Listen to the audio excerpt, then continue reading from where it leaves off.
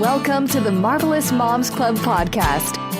Discover yourself, break out of mediocrity, and become the mom you've always aspired to be. Here's your host, Kirsten Tyrell.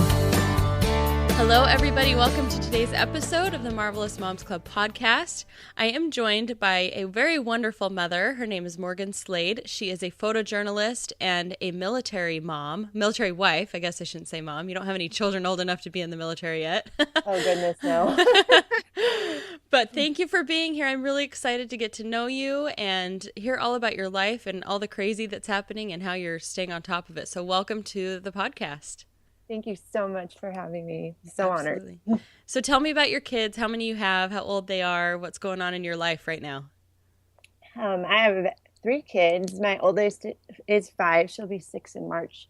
She's in kindergarten, and her name is Sammy. And then I have a little boy who just turned 4. His name's Brock. He's my wild child, the middle child. True definition of the middle child. And then my little guy, my baby, he just turned 1. It's kind of heartbreaking, but I love him so much. I love them all so much. Yes. Those babies, though, do you think you'll have more, or is it more heartbreaking because it's like your last one? Oh, I don't know. Like, I think after this last year, I think 3 might be my last. But we'll see. We'll see. I'm not a definite no, but I'm for sure not a definite yes. Yeah. So. Well, you've had a really interesting year, different from the most people who have a baby at home. So talk about that. What's been going on this last year? Oh, so almost a year ago to the day, I found out, I remember I was sitting in my room on my bed and I was just holding my 2-week-old baby, and I got a call from my husband, and he told me he was getting deployed. And I didn't believe him at first, but it was really real. Oh my and gosh. He had about 2 weeks to prepare to leave. Wow. So it was quite shocking. So he left in February, and then he actually got to come home a few months early. He just got home in December. Wow. So he was gone that whole time. That is crazy. I get chills when I hear these stories, and I just can't even fathom the sacrifice and the faith that takes to let your husband go. And oh man, I can't imagine having a brand new baby and knowing, okay, we're going to strap on our big girl boots and do this by myself. Yeah, it was, everybody says that, but there's just some survival mode that kicks in. Mm-hmm. And I think everybody kind of has that in them. They just don't activate it. Yeah, they don't need to most of the time. They don't need to, but I'm a firm believer that everybody, maybe at some point in your life it'll have to kick in and you'll be like, oh, it was there. Yeah. Oh, wow. So what kind of support system have you had? Have you been all alone, or do you live near family, or how have you made it work? So the coolest part, and by cool, I mean interesting. So my very best friend in the whole world,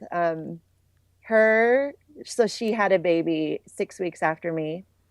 So her baby was 2 weeks old, but her husband is my husband's best friend, and we live about 9 minutes away from each other, and he also deployed. Oh, wow. And so we have kids the same age, almost the exact same age, and they're best friends. And she was a huge support to me. I'm sure she'd say that about you too. I hope so. I hope I wasn't just a crying mess all the time, but I think that was huge. I have so many awesome friends where I live, not just military wives, but and a lot of military wives. But sometimes I just want to kind of leave the Army behind too, and remember that I'm normal. You're still a person. Yeah. So, and then my family lives in southern Utah, which is about 3.5 hours away. So not terribly far. Yeah. And they were awesome to help me out too. Wow. I definitely had so many people, and I'm LDS as well. So my ward is the most amazing ward on earth. That's good. That's a huge blessing. It really is. That's a really great community to have around you when you're going through something like this. And oh my goodness, especially with a tiny baby, like my emotions are going to surface just thinking about having to go through that rigmarole and, doing the whole, because even if you have friends that are there and supporting you emotionally, to not physically have somebody there to take turns and to give you a break in the night and going through all of that. I mean, I go crazy after like a day when my husband's at work. So if he didn't come home and relieve me, oh No, man. it was definitely hard, and I have to. And I'm a baby too, so probably everyone will hear me cry. But that's like one of my introductions is like, "Hey, I'll probably cry." At Me some too. point or other. Um, but a huge part was my faith. Man, it was so hard. So I'll just tell you about one experience. Is that okay? Yes, please do. So literally 1 week after my husband left, 1 week, my little guy, the wild child I told you about, my middle kid, we were visiting my parents in southern Utah, and we had just gotten back from church, and I just wanted to take a nap so bad because, man, it was just a trying week. Yeah, I can And imagine. so I laid down, and had my baby in a pack and play beside me, and I was in my parents' kind of downstairs, and I heard this crash, and I swear I thought that I knew it was him immediately because he breaks things like crazy. Mm-hmm. And I thought that he like bashed in my mom's china cabinet or something. Oh. But the crash was actually, well, to back up a little, I sat straight up and my mom started screaming, bless her heart. But he came running in and she's like, his finger's gone. And I'm like, Mom, because my mom, I love her so much, but I don't know. I don't want to say she doesn't do good in situations like that, but she is like the world's best grandma. And if my little girl scrapes her knee, she'll act like it's the biggest deal in the world just to make her feel better. So I kind of just thought she was overreacting. But I mean, when you hear that, I ran upstairs and his finger really was gone. Oh my He gosh. was holding like a stump. I could see his exposed bone. And what had happened is he had been jumping on the guest bedroom bed and he was playing with the blind cord simultaneously. Oh. And he got his finger wrapped in it and he simultaneously fell off the bed, which caused his finger to just capped it at the bottom of the first knuckle. Oh my gosh. So I was like, oh man, I didn't even know what to do. I wouldn't either. So I had like this brief stutter. I was like, oh my gosh. And then all of a sudden that same survival mode just like kicked in again. I got a towel, wrapped it around the base of his finger, made my mom hold it. I'm so sorry, Mom, if she ever listens to this, but and I like just immediately began to look for his finger because I knew that, we didn't have much time if we were going to save it. Yeah. But so I looked for about 5 minutes. It seemed like 5 hours, and I couldn't find it. So I just finally had my dad, which we were in the middle of nowhere, by the way. So we had to drive about 30 minutes to a hospital. Oh my gosh. And we got there without finding the finger. And immediately they're like, we need to life flight you to Primary Children's Hospital up in Salt Lake City. And so we were just waiting for life flight to get there. And then literally about 10 minutes before life flight came, my mom said, I'm on my way. I found his finger. So, again, I'm sorry, Mom, but she I just said a prayer and crazy enough, like the force flipped it clear up on a corner shelf behind a pile of DVDs. Like she would have never found it. Oh my I'm a goodness. firm believer that, she was, led to that spot. But yeah, I don't know. I'm a firm believer that, Christ knows who we are. And I don't know. I have so many tender mercies that I just have to be so grateful for. Well, that's one of them. It was his index finger on his dominant hand too. So that's what I was picturing. How funny. yeah. So they were able to sew it back on. It didn't take all the way, but enough of it did that they wouldn't have to amputate any bone. So, and that's what we were hoping for. That was the best case scenario. So, oh wow, it was really awesome. So your first letter to your husband or first phone call was, hey, guess what happened in the first week? He's like, kidding me? I was like, this is a precursor to how this is going to go. But, everything worked out. So yeah. Well, I can definitely see how you couldn't necessarily make it through something like this. Not necessarily. You couldn't make it through something like this without faith and without a little bit of help from the other side. And I'm a firm believer that we have all the help we need if we just ask for it. So it's kind of cool that you had that early on. So you realized, okay, I just need to hand it over and rely on the Lord to do it for me. So. Oh, and I think that's I don't want to say that's why it happened, but that was just like, I am not a very humble person when it comes to looking weak. Mm-hmm. So I definitely needed that because there's no way I could have done that by myself. And Yeah. the chance that it happened to be at my parents' house, so that was like kind of, okay, Morgan, let's ease you into this. Yeah. We'll give you a little bit of help. So I can't ask about my actual parents, but like definitely later on when I had to, go to surgeon visits and whatever, I had to rely a lot on the people around me that I probably wouldn't have asked before. Yeah. And just silently soldiered on, I guess. Yeah. Oh my goodness. But Wow. Well, that's my worst nightmare. I'm like sitting here thinking, would I be able to touch the finger? And I'm like, I really hope. I know. Later I thought about it, and when I walked into the hospital, I was just a mess. That's when I just like broke down. But Oh. I was like, oh my gosh. And the first thing I asked the surgeon, I was like, does this even happen to anyone else? And he assured me that I wasn't the only one. Yeah. Oh, well, good to know. Good to know if it ever happens to me. Yeah, any crazy, there's probably one other crazy case, so. Oh my gosh. So let's see. Going back to, I love what you sent me about yourself. You're a photojournalist, and you're not only are you a photographer, but you're a journalist too, which I love because I took a photojournalism class in college, and that was one of my favorite things. I said, when I'm done having kids, I'm going to go back and get my master's degree in photojournalism, which I probably, at this point, I'm not going to, but I loved it. So how did you get into that, and how long have you been doing that? Was that before kids or after kids? Oh, so that's another crazy thing, but I actually went to school to be a social worker. Oh, I just have to finish my last 2 years of the master's program. But so my husband's in the Army, like I said, and we had to move to California for a little while, and that kind of put a hiccup in my, school plans. So while I was out there, we lived in Monterey, and it's just the most beautiful, beautiful area. And I got really into photography. I had always been into it, but never professionally. And so I just practiced a lot out there. But and then when we came back for him to finish his school after we had our stint in California, I had kids, and going back to school wasn't really something that I could do right then. So I actually interviewed for my dream job, and I got down to the last, two people. And I kind of had this ultimatum with myself, like, if I don't get this job, then I really need to do something in order to help my family, because my husband was in school.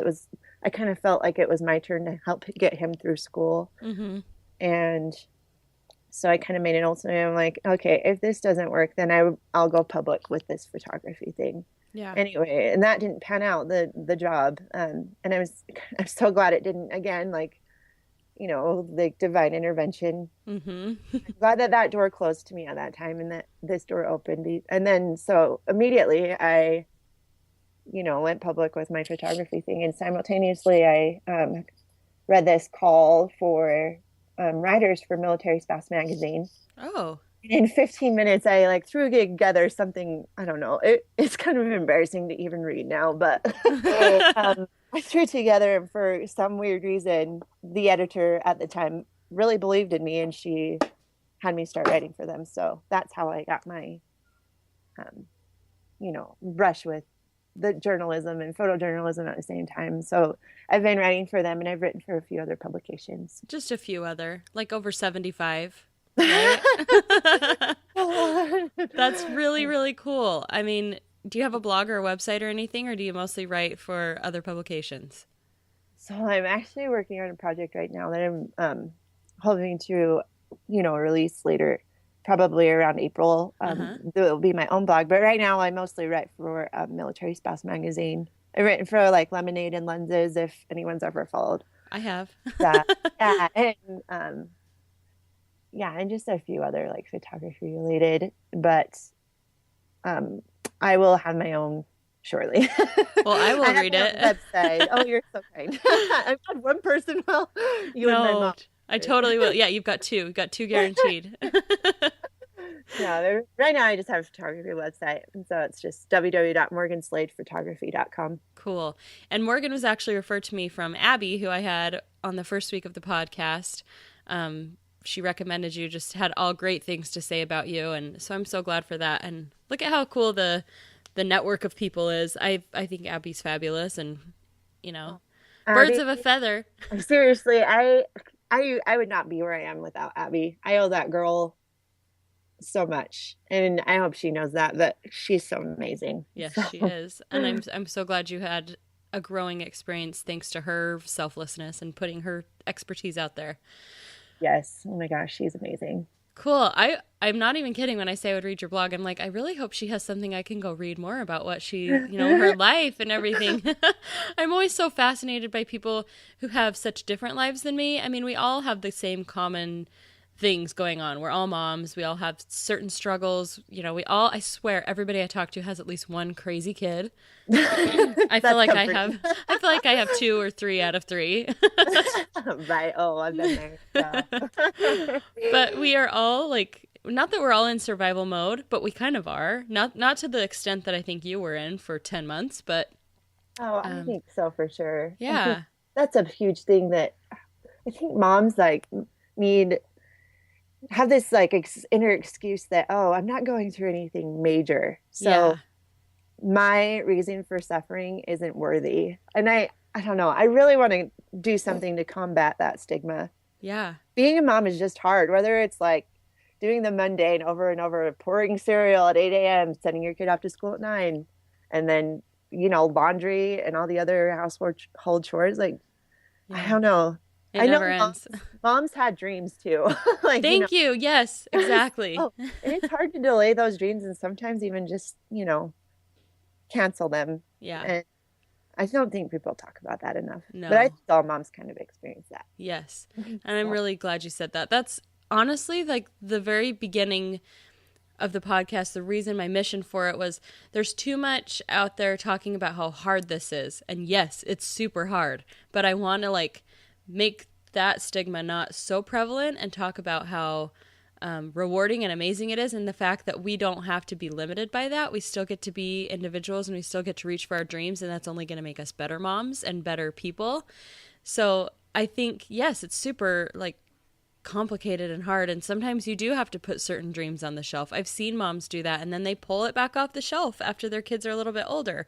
But I mean, yeah, everybody needs to know that they're not alone in those kinds of things. And I think just as important as trying to be positive and reaching for all these great things, we do need to acknowledge that your little struggles don't have to feel so little that they're not worth talking about or worth sharing. Definitely. Even if you're having a hard day just trying to like, I don't know, get your kids down for a nap, you might be at the same low that Morgan was when her son lost a finger. No, and that's exactly, I know, like, and it seems like just this week that there's so much turmoil everywhere. And I felt bad for even feeling bad about, Yeah. certain situations, but I don't think that's logical. I think No. everyone has a different version of coping and a different version of strength even. Mm-hmm. So, and it makes our experiences so unique, and that's why we have them, is to learn from them. But I love what you said.